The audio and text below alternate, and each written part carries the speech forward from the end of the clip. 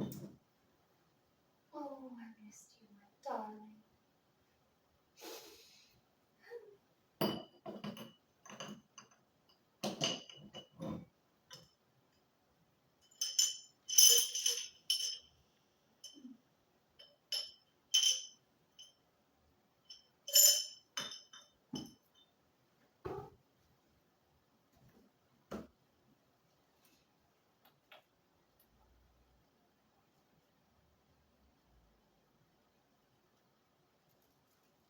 Oh, oh, oh, sorry.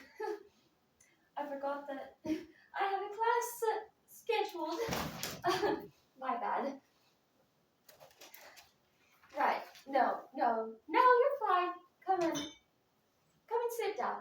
Yeah, it's my bad. I am constantly forgetting which day is what and what's up and what's down. You know how it is. No, you're in the right place. Yes. Gemology. Yes.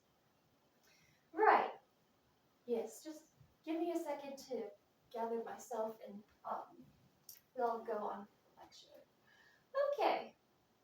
Right. We'll wait for other people to get here too. How many students are in this class?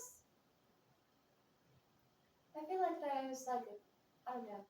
How many of you? Well, whatever. It's okay. It's okay. All right. Okay. Sorry, I'm just a little bit scatterbrained today.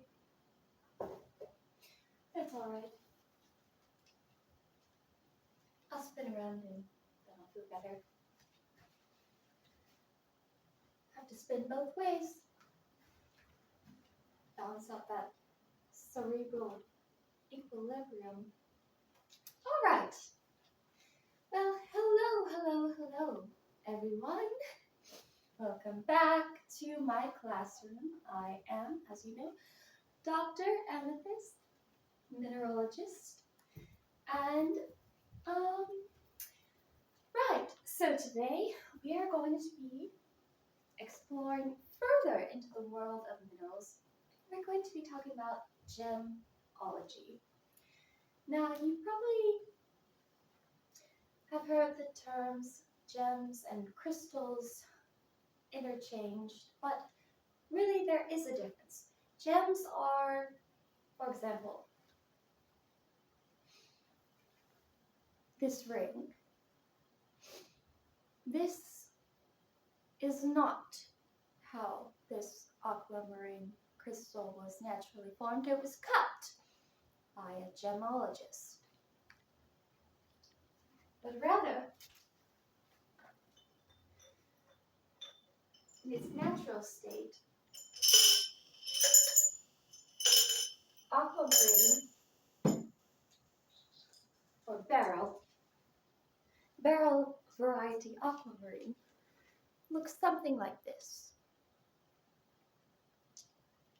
So, that's right.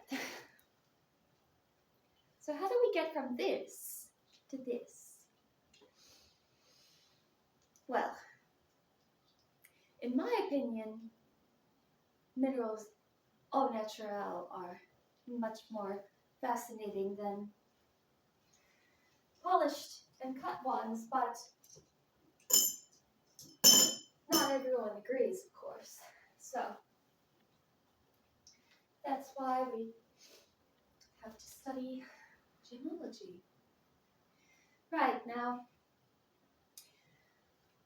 remember what a mineral is versus what it isn't. Mineral is not a rock. Do not confuse the two. Minerals form crystals. Crystals can be made into gems. Now, let's just go over really quick the 5 characteristics of a mineral. Number 1, it has a crystalline structure. Number 2, it's naturally I know that they make things in labs, but those are synthetic. Similar to how synthetic leather is not actual leather. Not that I would wear leather, but it's synthetic. It's not real.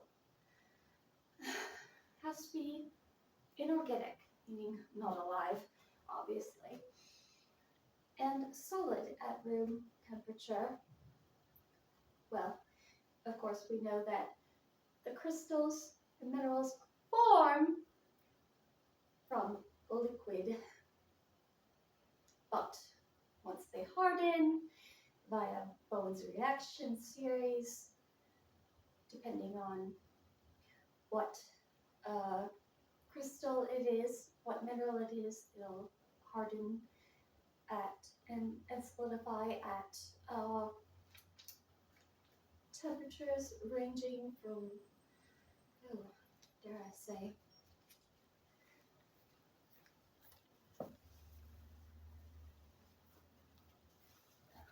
right, Bowen's reaction series.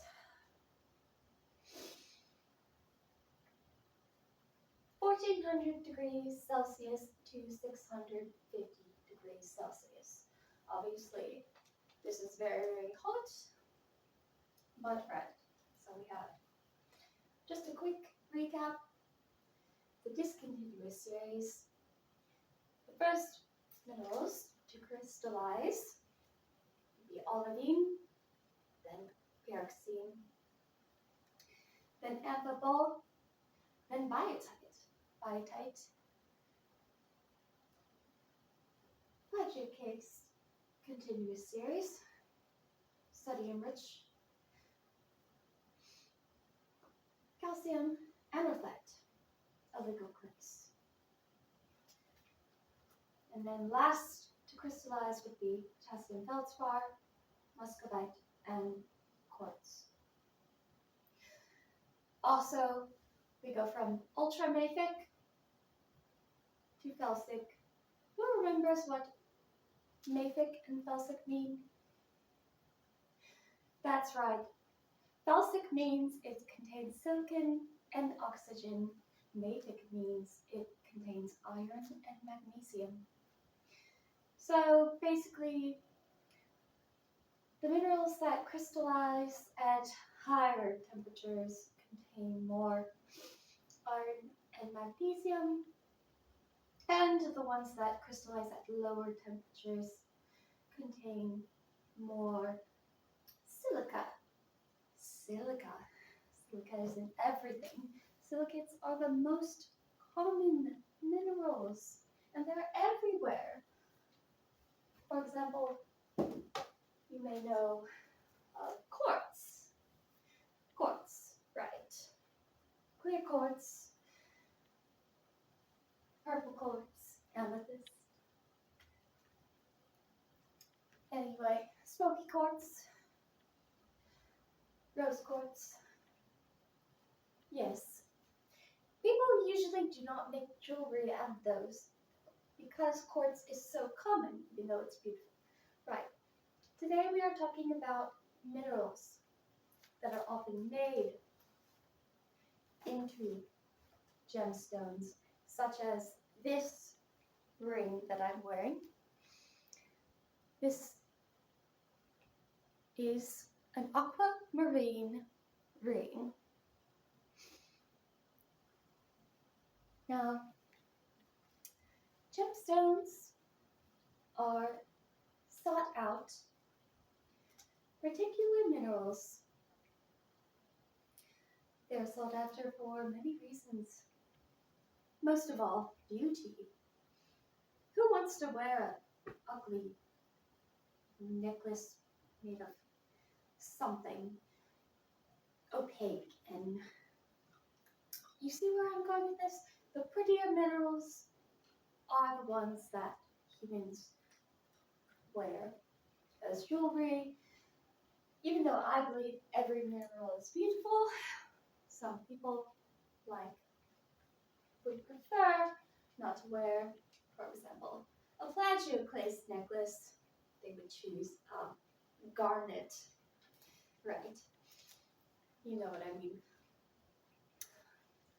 Beauty, durability, rarity, more considerations in specific gem cases, but those are the three big ones: beauty, durability, rarity. Right, that's why most people don't consider quartz to be a gemstone, because even though it's beautiful, it is very, very, very common. Now, of course, these days people make lab-grown gems, but while they do fill out the composition, chemical composition, and check all the boxes, they're not inorganic. They do not naturally occur. Well, they are inorganic, but they do not naturally occur. So that means they're not really minerals. They are mineral imposters, if you will.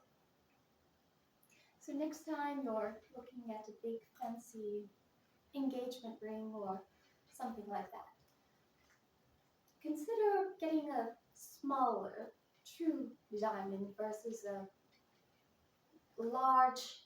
Like if it's very large and cheap, it is probably actually most definitely lab created. If it's small and expensive, it's probably natural.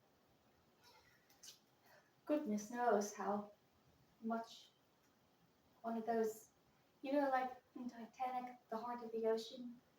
I mean, clearly it was fake in the movie, but like goodness knows how much that, if that were an actual diamond, would cost. Crazy. Right, so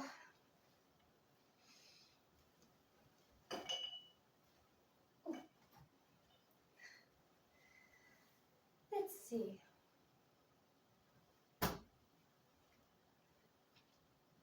So natural gemstones may contain some flaws, quote unquote. Flaws meaning some occlusion or something that is not pleasing to the eye in some people's minds. However, the beauty lies in the inconsistencies. You know, each and everyone is unique, just like you. However, some people choose a synthetic gem because of its flawless appearance. But just remember that if you choose a synthetic gem, it is not a real mineral. If it matters to you, it matters to me. But not everyone agrees. Alright. Now, visual properties. So, gemstones exhibit specific visual properties unique from other minerals, including color, hardness, specific gravity, luster, and dichromism. Refractive index, i.e. how sparkly a mineral is. You know, the ones that glitter most. So, right, people would choose gems that have a high birefringence and refractive index, so that they sparkle in the light when cut very well, and even uncut. Idiosyncratic gems have a consistent color throughout all. There is no color variation due to the unique chemical composition. Examples would be rhodochrosite and olivine. Rhodochrosite is always red. Olivine is always green. And the gemstone name for olivine is peridot. gems, they are colored by trace elements. And their otherwise consistent chemical makeup, meaning elements like iron and chromium, make otherwise clear quartz a dazzling hue of purple, forming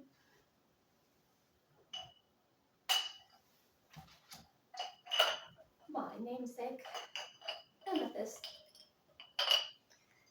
Right. So this purple comes from trace elements.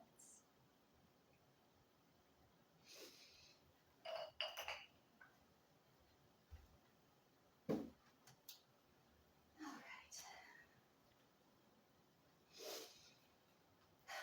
Otherwise dull corundum has the vibrant stomach known commonly as ruby. You know that corundum is the gem name for ruby, or mineral name for ruby.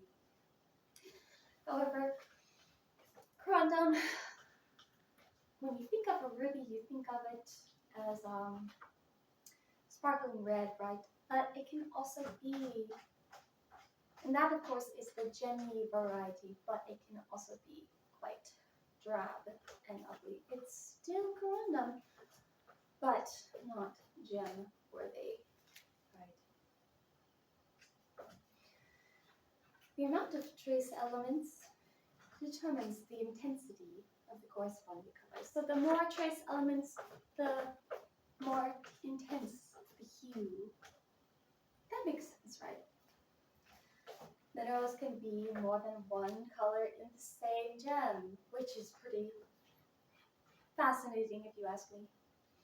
These are particular party-colored specimens which can range from 2 to 3 colors on one gem, or more rarely, dozens or more colors in one gem. Isn't that fascinating? Think about it. All those colors in one gem, just like the rainbow. Ooh.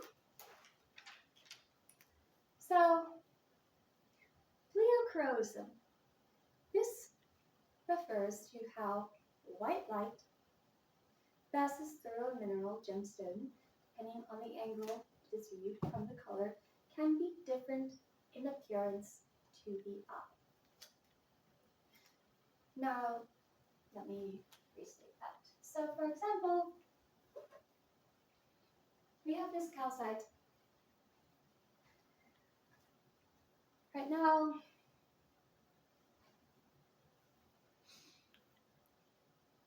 it looks clear, translucent,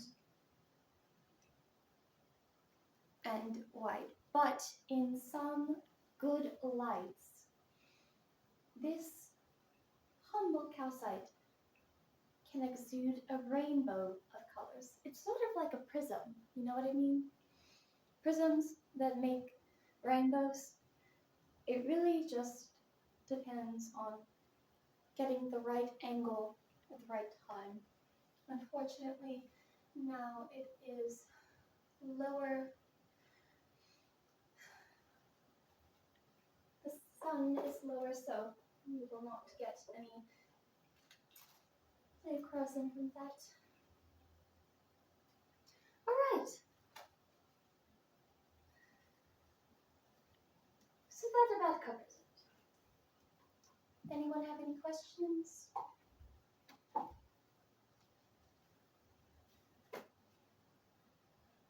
Right. Okay, so I'll show you this example again.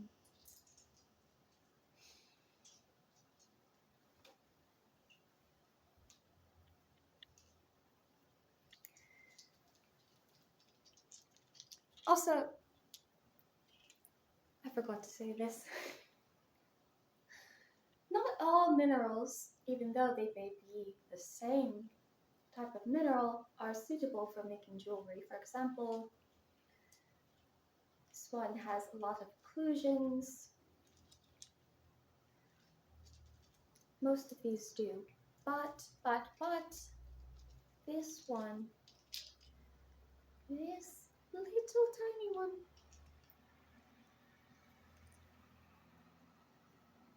this would make a good gemstone, you see? Because it is quite clear, translucent. It's also very small. Something of this magnitude would be much more expensive, and unfortunately we do not have the budget for that type of mineral, but you could go see them in museums and whatnot. Good question. Anyone else?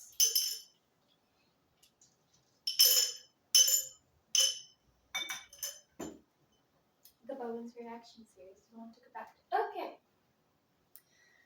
Right. So what we have, Bowen's reaction series. You're right. It also describes how rocks form. Right. You're right. You must be in igneous and metamorphic geology. Smart. Yes. We use both. We use Bowen's reaction series both in mineralogy and igneous and metamorphic petrology. Very good. All right. Anyone else?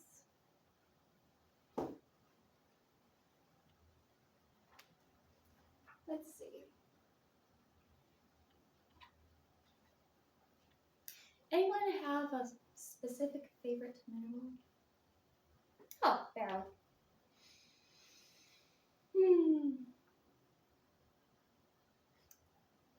Sorry, I just get a little bit carried away when it comes to that. All right. Probably should not be taking my shoes off. Well,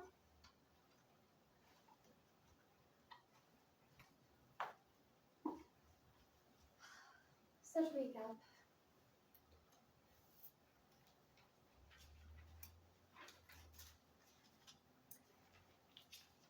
gemstones are minerals that are sought after for their beauty, durability, and rarity. Gems can be produced synthetically, but they're not actually minerals, they're fakes. Natural gemstones may contain flaws that prevent them from being used as gems, but that is because gemologists seek out only the clearest and finest minerals to make jewelry with.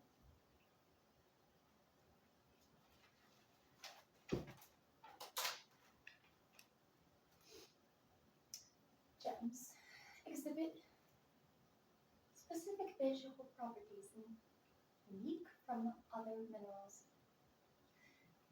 Gems are basically the best of the bunch. While all minerals are beautiful, in my opinion, these are the ones that are like, say, the popular girl in high school or the cheerleader.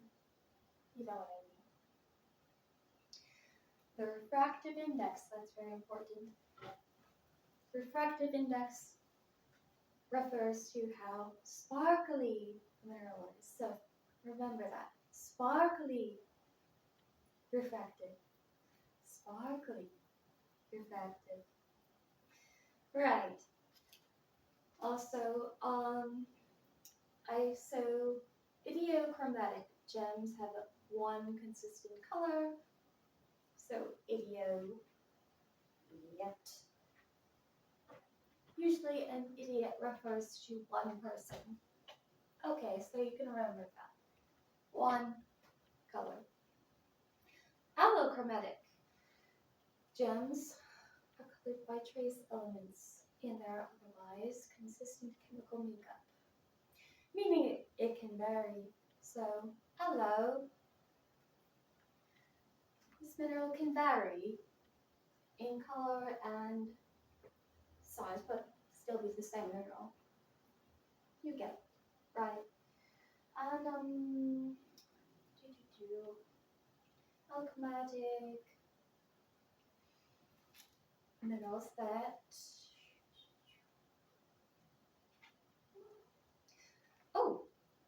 they can also have up to or more than dozens of colors. Finally, pleochroism. Pleochroism refers to when white light passes through a mineral or gemstone, depending on the angle it is viewed from the color. It can be different in appearance to the eye. So if you think pleochroism, just think of prisms, like this calcite Icelandic spar, which is used for such things on a good sunny day in just the right angle. It could create rainbows. Isn't that fascinating? All right, well, that's all for today. Thank you so much. I'll see you next time.